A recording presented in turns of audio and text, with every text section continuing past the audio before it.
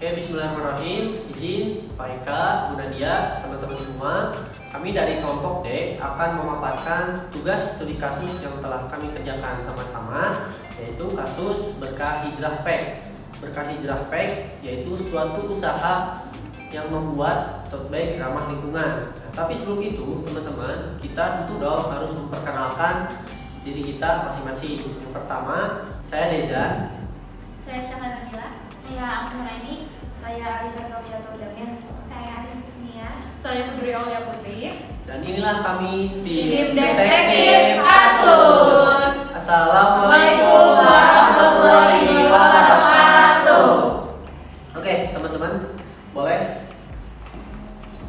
kita mulai. Sebelum ke intinya, saya mau kenalin. Ada satu orang, yaitu namanya Aisyah. Halo, aku Aisyah. Dia itu owner Hijrah Pack. Dan ternyata Aisyah itu punya problem di bisnisnya nih, punya masalah. Jadi Aisyah teleponlah ke kita, diskusi, konsultasi ke kita supaya selesai problemnya atau masalahnya. Dan setelah kita bincang-bincang, kita tahu masalahnya apa. Baiklah, diketahui bahwa Aisyah ini memiliki sebuah perusahaan bernama Berkah Hijrah Pack yang memproduksi tote bag dari bahan kanvas yang dapat didaur ulang. Target pasarnya adalah mahasiswa atau profesional muda yang peduli akan isu lingkungan. Lalu Aisyah telah mengumpulkan data kepada kami. Yang pertama itu ada biaya tetap bulanan. Dalam biaya tetap bulanan ada sewa workshop kecil sebesar 2 juta rupiah. Lalu ada gaji staf administrasi sebesar dan media sosial sebesar 1.500.000 rupiah. Biaya promosi sebesar 500.000. Lalu ada juga biaya variabel per tas. Dalam biaya variabel per tas itu terdapat bahan kanvas daur ulang sebesar 15.000, benang dan aksesori sebesar 2.000, upah penjahit sebesar 20.000 per tas, label dan kemasan ramah lingkungan sebesar 3.000. Aisyah memiliki rencana untuk menjual tote bag ini sebesar 80.000 per tas. Setelah Aisyah berkonsultasi kepada kami, Aisyah memiliki kekhawatiran. Ia takut bahwa bisnisnya akan mengalami kegagalan. Pertanyaan yang diberikan kepada kami bukan hanya tentang seberapa banyak tas tersebut harus terjual, tapi lebih dalam daripada itu.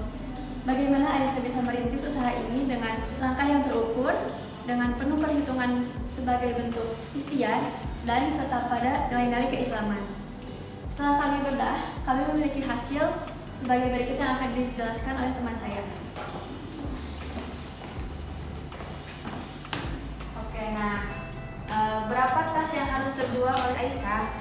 Kita menggunakan rumus BEP dalam unit. BEP itu titik impas. Nah, Q BEP sama dengan FC per P dikurangi VC unit. FC itu fixed cost. Kalau VC variable cost.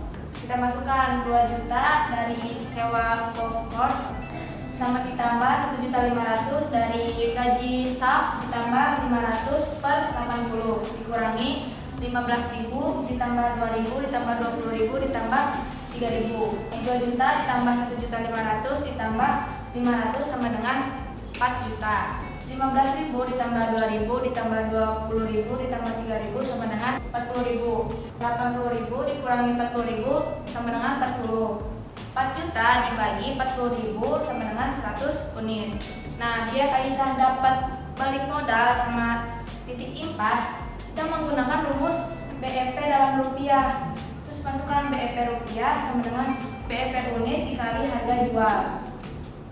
100 unitnya ke sini terus dikali 80.000 sama dengan 8 juta. Nah, Aisyah harus dapat modal itu 8 juta. Jadi Aisyah itu ngejual tasnya itu harus 100 unit. Terus harga tas yang dijual oleh Aisyah itu 80.000 per tas. Nah, si Aisyah itu udah bilang ke kita bahwa Aisyah tuh gak mau luput dari nilai-nilai keislaman. Terus Aisyah itu harus ikhtiar.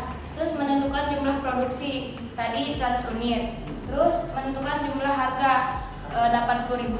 Terus omset mencapai titik impas tadi 8 juta. Kita juga punya dalil dari Quran surat Al-Jumu'ah ayat 10. Kenapa kita mendapatkan dalil? Dan Aisyah tuh makin semangat dalam ikhtiarnya. Lanjut teman aku. Aisyah sebagai pemimpin yang adil. Yang pertama ada adil bagi konsumen. Jadi Aisyah sebagai owner juga harus adil kepada konsumen. Contohnya seperti memberikan produk kualitas tas yang terbaik dan juga harga yang layak untuk dijual, yaitu 80.000 per pieces tadi. Yang kedua, ada keadilan bagi Aisyah sebagai owner. Aisyah sebagai owner juga ingin mendapatkan keadilan. Dengan harga 80.000 per unit, tas dapat menutupi fixed cost dan variable cost untuk bisa mencapai titik impas atau BEP. Yang ketiga, ada keadilan bagi penjahit. Jadi yang udah kita tentuin 20.000 per tas itu bisa layak untuk penjahit dan juga adil. Ini juga ada dalilnya agar Aisyah bisa menjadi pemimpin yang adil, surat An-Nahl ayat 90. Selanjutnya, Aisyah juga ingin menjadi seperti Khalifah fil ard. Yang pertama ada barahul karimah, yang kedua kejujuran dan transparan, yang ketiga tanggung jawab, yang keempat bijaksana.